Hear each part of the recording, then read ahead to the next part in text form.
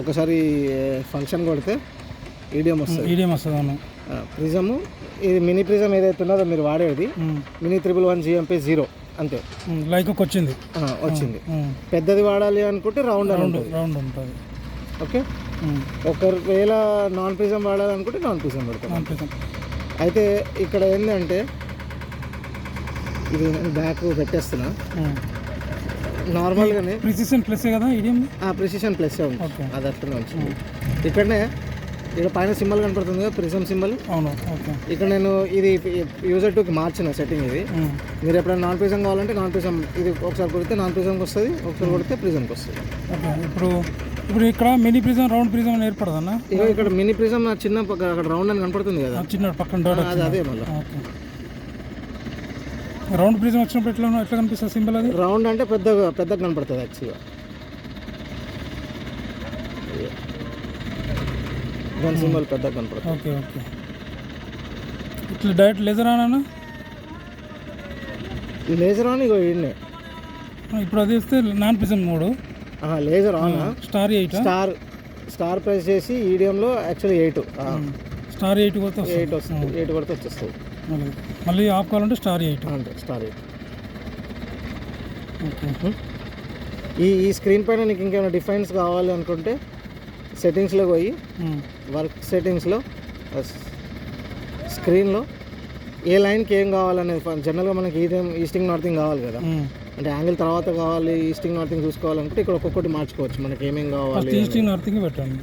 Easting northing height target height code common, తర్వాత horizontal angle, ఇట్లా మనకి ఇంపార్టెంట్ ఉన్నాయన్నీ ఎట్లా సీక్వెల్ కావాలంటే అట్లా సెట్ చేసుకోవచ్చు. వర్టికల్ యాంగిల్, హారిజంటల్ డిస్టెన్స్,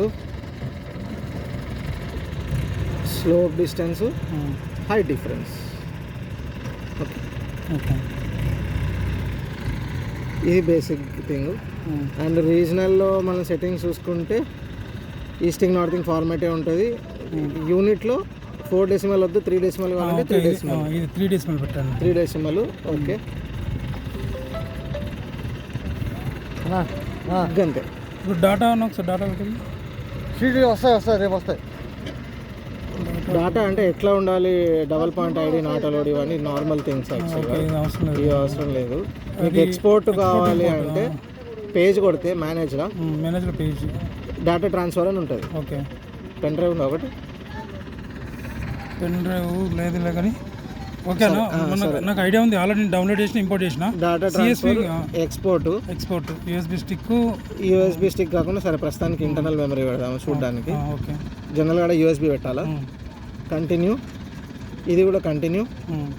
ఇక్కడ సిఎస్వి కావాలంటే డైరెక్ట్ టెక్స్ట్ తీసేసి సిఎస్వి పెట్టాలి.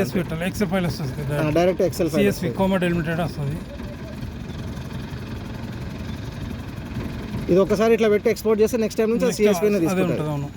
అట్లా కాకుండా డిఎక్స్ఎఫ్ కావాలనుకుంటే ఇక్కడ డిఎక్స్ఎఫ్. దీనికి ఇంపోర్ట్ చేసుకోవాలంటే కోమా డెలిమిటెడ్ కదా. ఇంపోర్ట్ చేయాలనుకుంటే 2 కామా ఉంటుంది, టెక్స్ట్ ఉంటుంది, 2 మీ ఇష్టం. ఎట్లయినా కావాలంటే అట్లా ఎక్స్పోర్ట్ చేయొచ్చు ఫ్రమ్ యూఎస్బి. కాకపోతే యూఎస్బిలో డాటా అన్న ఫోల్డర్లో పేస్ట్ చేయాలి. అది డాటా అన్న ఫోల్డర్ పేస్ట్ చేయాలి. డాటా అన్న ఫోల్డర్లో డాటా ఉండాలి యాక్చువల్గా.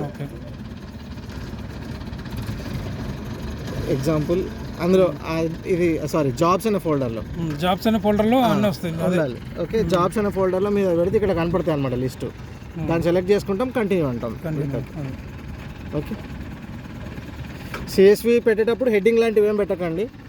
అంటే అది డైరెక్ట్గా పాయింట్ ఐడి, ఈస్టింగ్ నార్తింగ్, ఎలివేషన్ పెట్టేసుకొని ఇంపోర్ట్ చేసుకుంటే సరిపోతుంది అంతే. అంటే పైన హెడ్డింగ్ పెడితే మళ్ళీ ఒక్కసారి రాయకూడదు అంతే. అంతకుమించి point ID, easting northing, height అంతే. ఏదైనా లెవెల్ కోడ్ ఇస్తే కోడ్ ఇవ్వచ్చు, లెవెల్ లేదు అంతే. అంతే. సిఎస్వి కోమా డెలిమిటెడ్లో సేవ్ చేసుకోవాలి, లేకపోతే టెక్స్ట్ ట్యాబ్ డెలిమిటెడ్లో సేవ్ చేసుకోవాలి. ఏదన్నా ఒకటి. డౌటా ఇవైతే ఐడియా ఉన్నాయి కదా. ఇవన్నీ ఐడియా ఉన్నాయి. Point ID, point star press చేస్తే లిస్ట్ వస్తుంది. స్టార్ ప్రెస్ చేస్తే ఓకే కొడితే లిస్ట్ వస్తుంది. ఓకే. इधे मैं एक्सपोर्ट इंपोर्ट अरे सर इसमें जो पॉइंट आईडी रहता है ना नंबर उसमें सर्चिंग का ऑप्शन है वही है यहाँ पे फॉर एग्जांपल 218 टाइप करो, ओके करो, वो डायरेक्ट 218 में निकल जाएगा। ठीक है, पूरा लिस्ट देखना है तब आप यहाँ पे स्टार दबाना है। सॉरी,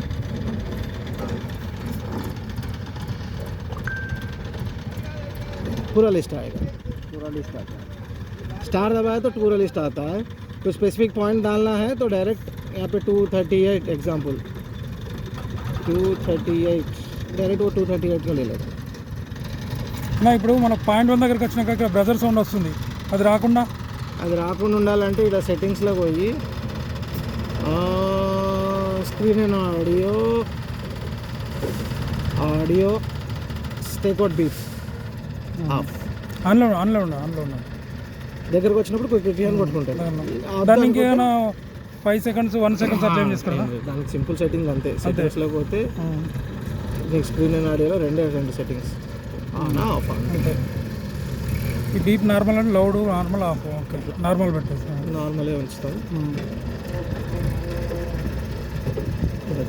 ఇంకేమైనా డౌట్స్ ఉంటే ఇంకా న్యూ జాబ్ క్రియేట్ ఇదే కదా ఈ న్యూ జాబ్ క్రియేట్ ఇదే ఉన్నది, లేకపోతే మేనేజ్లో పోయి కూడా జాబ్ లిస్ట్లో న్యూ కొట్టవచ్చు, లేకపోతే సెటప్లో పోయి కూడా సెటప్లో తీసేసిన ఇక్కడ కూడా సెట్ జాబ్లో ఇక్కడ కూడా న్యూ కొట్టవచ్చు। ఇవన్నీ పాతకున్నాయి కొత్తవి ఉన్నాయి, పాతనే కొత్త సెటప్లో కూడా ఇంతకుముందు ఎట్లుండేది, ఇప్పుడు ఇక్కడ పేజ్ కొడితే సెట్ జాబ్లో న్యూ జాబు ఇక్కడ న్యూ కొట్టేది, లేకపోతే లిస్ట్ వచ్చేది।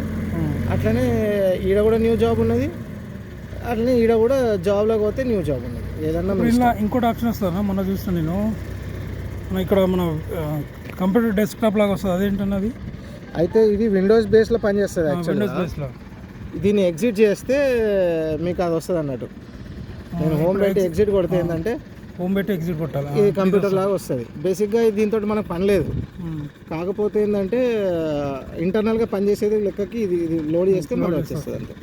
హోమ్ కొట్టి ఎగ్జిట్ కొడితే అది వస్తుందా? హోమ్ కొట్టి ఎగ్జిట్ కొడితే అది వస్తుంది।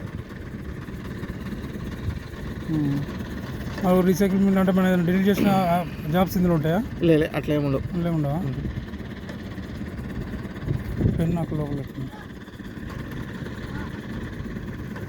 మీరు ఇక్కడ ఇందులోకి వచ్చి మాన్యువల్గా డిలీట్ చేస్తే మాత్రమే అందులో ఉంటాయి, లేకపోతే ఏది ఉండదు।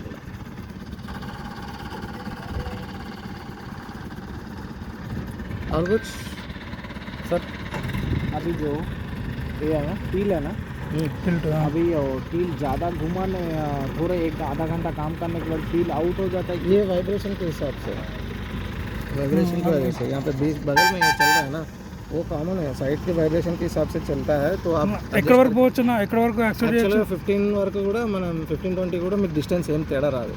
అది సెట్ చేసుకున్నప్పుడు ఇప్పుడు ఇన్స్ట్రుమెంట్ సెట్ చేసుకున్నాను, ఒక 2-3 అవర్స్ అట్లే స్టాండర్డ్గా నిలబడి ఉన్నాం, అప్పుడు ఇట్లా సేమ్ 40 దాకా పోయింది అనుకో, అప్పుడు ఏమైనా ఎర్రర్ వస్తుందా, లేకపోతే మళ్ళీ బ్యాక్ స్టేషన్ తీసుకోవాలి సార్? బ్యాక్ సైడ్ తీసుకోవడం సజెషబుల్ యాక్చువల్గా। ఓకే, 40 అనేది కొంచెం ఎక్కువనే, నార్మల్గా డిస్టెన్స్ మారదు నిజం చెప్పాలంటే, కాకపోతే ఏంటంటే ఫిర్బీ మనకి అక్యురసీ ఎక్స్పెక్ట్ చేస్తాం కాబట్టి చెప్పలేం కదా। ఇప్పుడు మామూలుగా మినిమం 20 పైన వస్తే మళ్ళీ చేసుకోవాలి, 20 పైన వస్తే ఒకసారి సెట్ నార్మల్గా అయితే చిన్నగా అడ్జస్ట్ చేసి వదిలేస్తాము, ఇట్లా ఇంత ఎక్కువ వచ్చింది అన్నప్పుడు బ్యాక్ సైడ్ తీయడం బెటర్। कितना दूर तक पॉइंट स्वीप कर सकते हैं? స్టేషన్ పాయింట్లోనా మనం कंट्रोल पॉइंट्स పెట్టుకుంటాం కదా? कितना दूर ऐसा कुछ नहीं है, आपका मर्जी हो। जनरली मतलब ज़्यादा दूर जाएगा तो उसमें देखने के लिए थोड़ा उसमें प्रॉब्लम वही है, एक चीज़ क्या है ना, ऐसा इतना नज़दीक भी शिफ्ट नहीं करने का, ठीक है? हाँ, इतना नज़दीक भी शिफ्ट नहीं करने का, मिनिमम 50 to 70 का ऊपर ये करना है। दूसरी बात क्या है, जितना विजिबल है उतना ही कर लो बस आप। अगर आपको क्लैरिटी नहीं है तो शॉर्टर इसमें कर लो। जनरली क्या है, इतना लॉन्ग होता है उतना एक्यूरेसी होता है। इतना लॉन्ग होता है इतना एक्यूरेसी होता है, అట్లా అని మళ్ళీ 1 కిలోమీటర్ 2 కిలోమీటర్స్ అట్లే ఉండదు, బేసిక్ మినిమం 200 300 మీటర్స్ 400 మీటర్స్ కూడా బెటరే యాక్చువల్గా। దాంట్లో ఎర్రర్ వస్తుంది అన్న కాన్సెప్ట్ ఏం లేదు। ఓన్లీ థింగ్ ఏంటంటే 400 మీటర్స్లో నీకు ఆ పాయింట్ క్లారిటీ కనపడుతుందా కనపడట్లేదా? उस टाइम क्लैरिटी अच्छा रहेगा तो ठीक है, वो 4 मीटर करने के लिए कुछ प्रॉब्लम नहीं है, तो कुछ भी प्रॉब्लम हाँ। जब भी क्लैरिटी नहीं रहेगा दूर में करने के लिए तो प्रॉब्लम आपको फोकस कट करने में दिक्कत होगा ना, इसलिए वो सजेबल नहीं है। वो उस टाइम अभी धूप का मसा है, अभी इस टाइम में